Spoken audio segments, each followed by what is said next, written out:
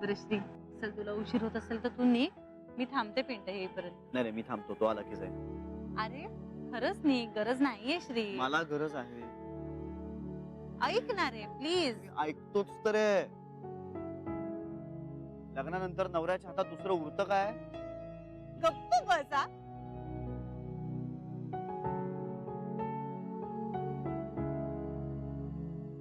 क्या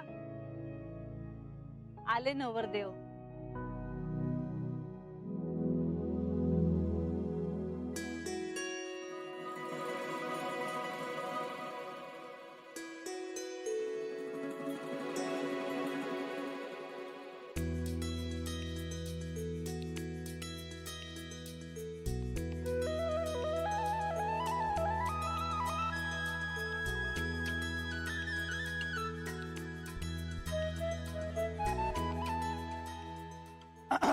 चला बहीण भावाचं चालू दे, मी निघतो. बरं मावशी. आणि आपण रात्री बोलू हा फोनवर. चलो बाय. Bye bye. बाय.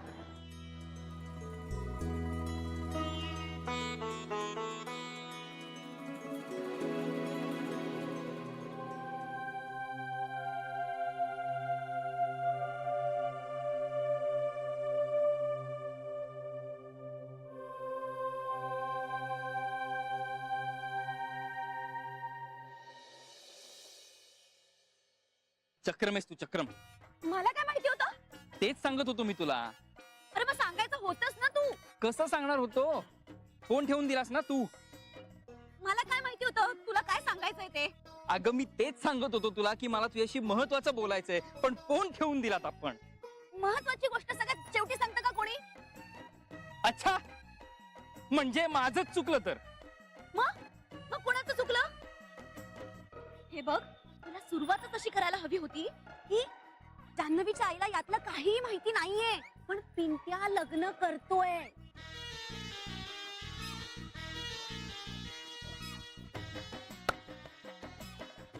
चुकलं माझं.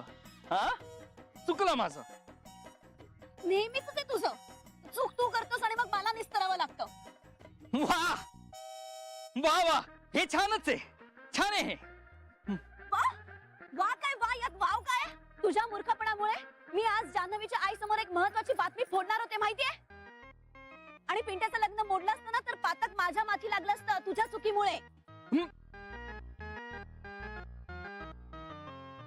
ओ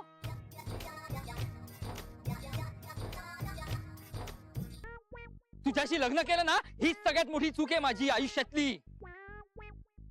हो, आयुष्यात एकमेव बरोबर केलेली गोष्ट जर तुला चूक वाटत असेल ना, तर मला तुझी कीव करावीशी वाटते.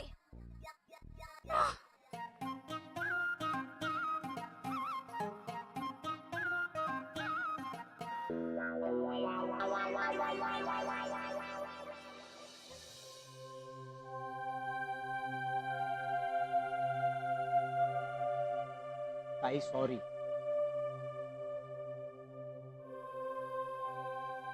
रागावलीस ना माझ्यावर? नाही रे, मग विचार करते कसला? या सगळ्याचा. यार तायडा, मी खरंच तुला हे सगळं सांगणार होतो, अगदी खरं. नाही नाही, त्याबद्दल नाही. मग कशाबद्दल? आई खूप सिरियस आहे. कशाबद्दल? पंतांनी तुझ्यासाठी आणलेल्या मुलीबद्दल. पण कशावरून? अंगठी घेतली आहे तिने तिच्यासाठी. अंगठी? मला एक 20-25 हजार रुपये हवे होते. कशाला? अरे सोनं घ्यायचंय. सोनं? हो, दसऱ्याला अंगठी घ्यायची आहे मला. अगं ती माझ्याकडे पैसे मागत होती पण मी नाही दिलेत. आणि तू मला अंगठीसाठी पैसे देणार नसशील तर जानूकडून घेईन मी. तायडा म्हणजे अगं तू का दिलेस पैसे? अरे मला चॉईस नव्हता. अगं म्हणजे अरे श्रीचं नाव सांगून आधीच उधारीवर अंगठी घेऊन आली ती. अगं पण मग तू सांगायचंस ना माझ्याकडे नाहीयेत पैसे. अरे पण तो ज्वेलर श्रीला ओळखतो, मला नाही ओळखत, त्यामुळे तो श्रीकडे गेला असता ना पैसे मागायला. आई ना असंच करते नाही, हेच आवडत नाही मला आईचं. ती बोलतो तिच्याशी, तिला सांगतो ती अंगठी पण परत कर आणि तुला तुझे पैसे पण परत द्यायला सांगतो. अरे पिंट्या, प्रश्न पैशाचा नाहीये. नाही कसा ताई? हे बघ, ती या स्थळाबद्दल खूप सिरियस आहे आणि तिने पुढपर्यंत बोलणी केली आहेत असा अर्थ होतो या सगळ्याचा. हे बघ ताई, पण तिनं मला विचारून काहीही ठरवलेलं नाहीये. तरीही त्याचा त्रास तुला होणार आहे हे लक्षात ठेव, आणि सुनीतालाही. त्या सगळ्याचा त्रास सहन करायला मी तयार आहे. फक्त ना माझी एकच रिक्वेस्ट आहे. काय? हे बघ, तू या सगळ्यापासून लांब राहा, म्हणजे तुझं नाव यात इन्व्हॉल्व्ह होता कामा नये.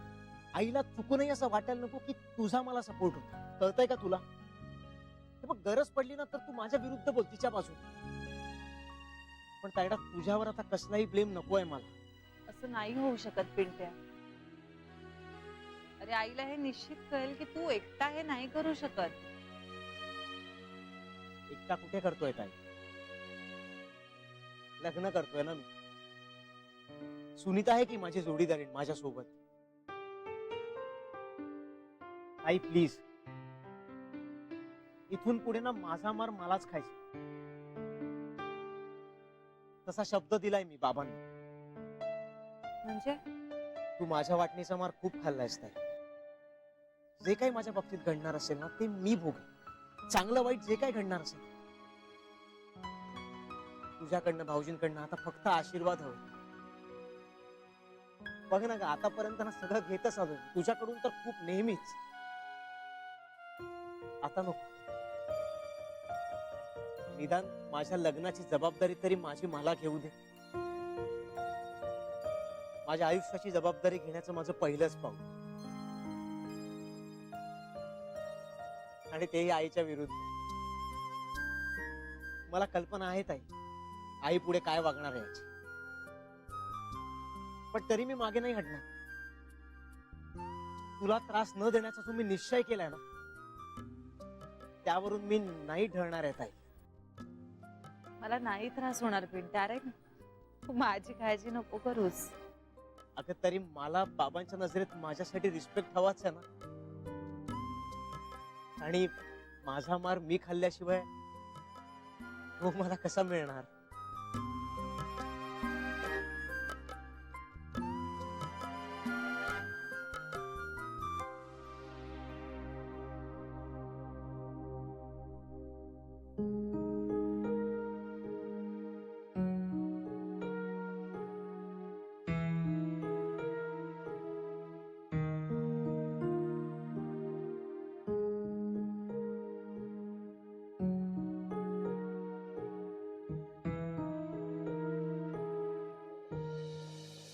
पुस्तकज्ञानी जे जे कोणी, त्यातून गवससी चक्रपाणी. त्या अवघ्या मूर्खांनी शब्दवाद करावा.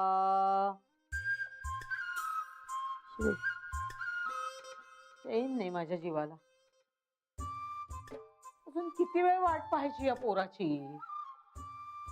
पोराला जन्माला घालायचं आणि आयुष्यभर नुसती आपली वाट बघत बसायची आणि काळजी करत राहायचं.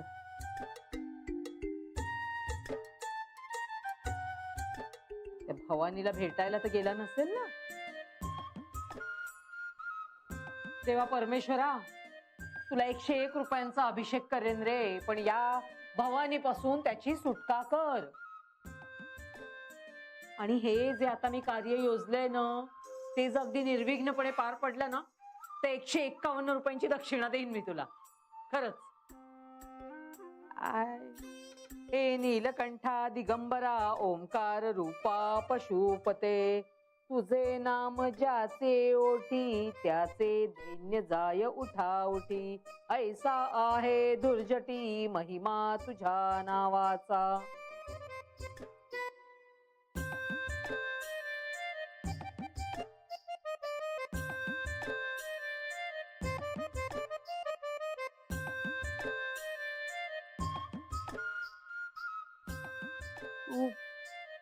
तू पूर्ण ब्रह्मा सौख्य धामा.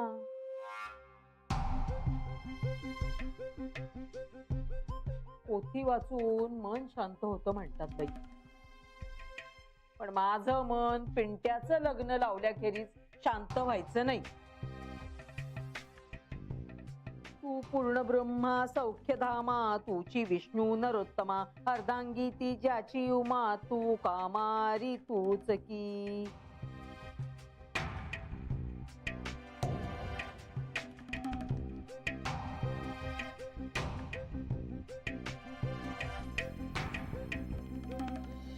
जान्हवी पुरे आता. काय झालंय रडायला? एकदम असं भरून आल्यासारखं झालं रे श्री. अगो पण झालंय काय? पिंट्याचं लग्न होत आहे. मग ती चांगली गोष्ट आहे की, रडण्यासारखं काय त्यात? नाही नाही, रडत नाहीये मी. डोळ्यातून पाणी येतंय.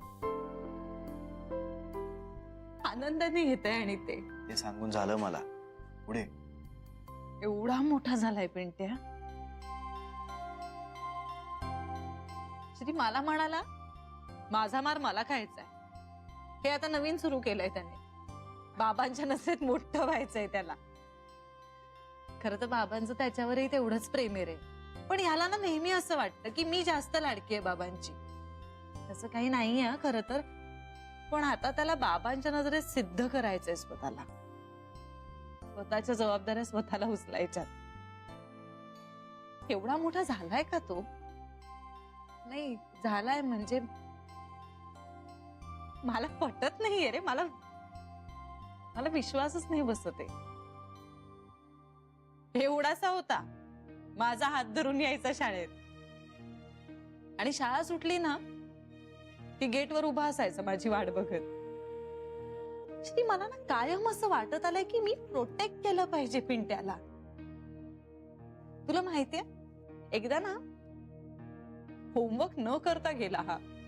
त्या बाईंनी त्याला पायाचे अंगठे धरून वर्गाच्या बाहेर उभं केलं होतं. मला इतका राग आला ना त्या बाईंचा की मला रडूच यायला लागलं. बाईंनी विचारलं मला, तुला काय झालं? तर मी बाईंना म्हणाले, त्याच्याऐवजी मी पायाचे अंगठे धरून उभी राहू का? कारण काल त्याचा अभ्यास करून घ्यायची मी टाळाटाळ केली ना, म्हणून त्याचा अभ्यास पूर्ण नाही झालाय आणि होमवर्क राहिला त्याचा. बाईंना इतकी दया आली माझी की त्याने पिंट्याची शिक्षा माफ केली. पिंट्याच्या आयुष्यासाठी ना मी कायम स्वतःला जबाबदार धरत आले, मानत आले. आणि आज हा मुलगा मला म्हणतोय की याचा मार याला स्वतःला खायचाय, याच्या जबाबदाऱ्या याला स्वतःला घ्यायच्यात. आता गरजच नाही उरलीये त्याला माझी. तसं नाहीये. तसं नाहीये जान्हवी. तो तुला त्रास होऊ नये याची काळजी घेतोय. तेच ना. तेच कसं? त्याचं प्रेम आहे तुझ्यावर. मग माझं नाहीये का? निश्चित आहे. पण आता सगळं त्याच्या मनासारखं होतंय याचा आनंद मानला पाहिजे की नाही आपण? मग रडत बसायचं का आता? मी रडत नाहीये रे श्री. हो, डोळ्यातून पाणी येत आहे आणि ते आनंदाश्रू आहे. हो ना?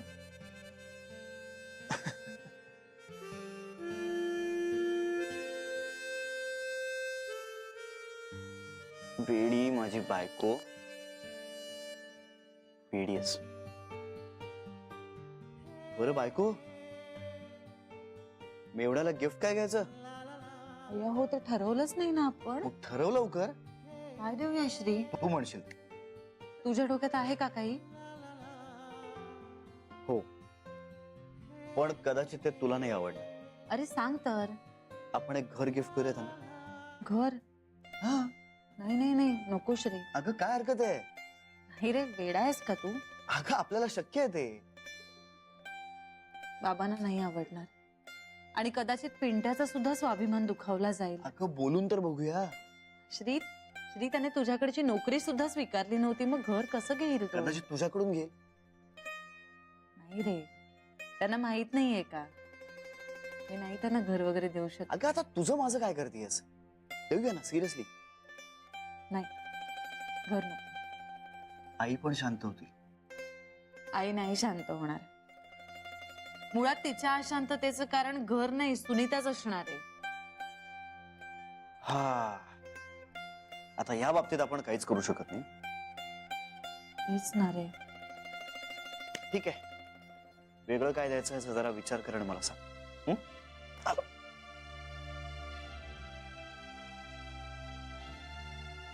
काय ग? थँक्यू श्री, कशासाठी? सगळ्यासाठी. काय आहे या सौ? नाही रे, पण एवढं कुणीच कुणासाठी करत नाही. माझ्या बायकोच्या चेहऱ्यावर हसू येण्यासाठी ना मी जग इकडचं तिकडे करू शकतो.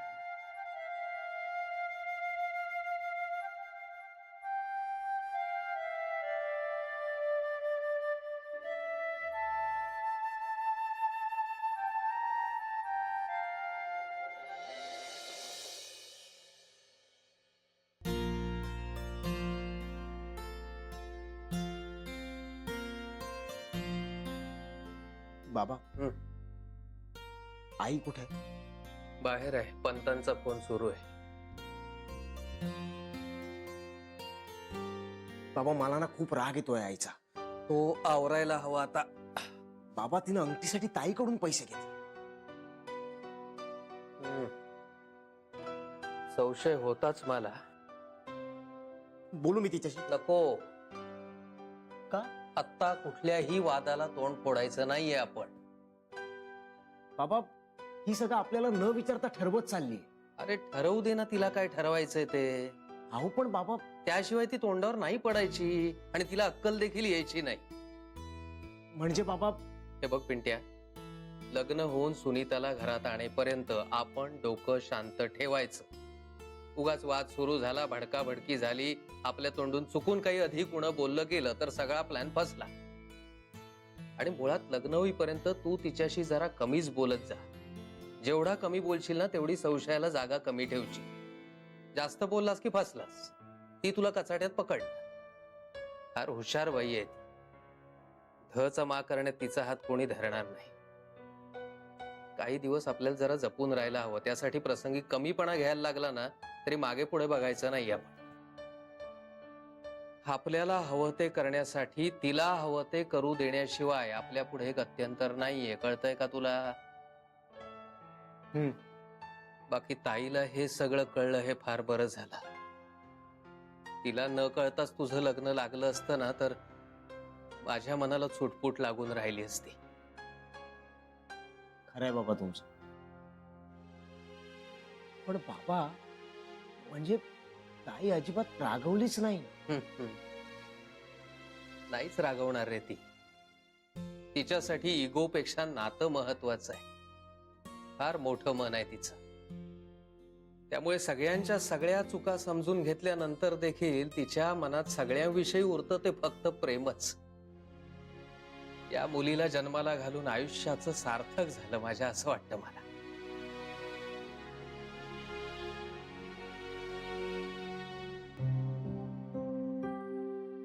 काय रे,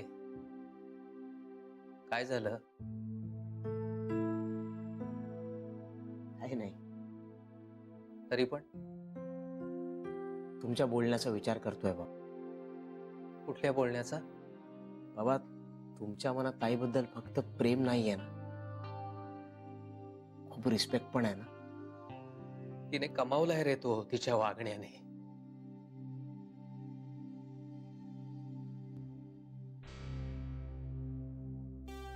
कसला विचार करतोयस बाळा? काही नाही. जा झोप जा. कला यायच्या झोप, म्हणजे तिची बडबड नको ऐकायला.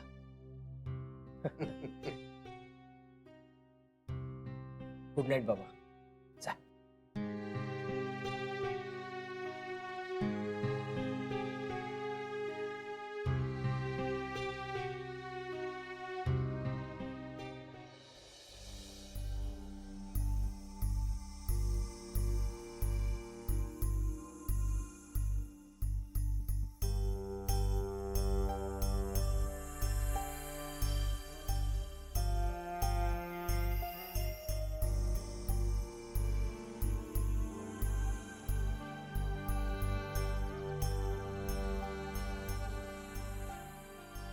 Good morning.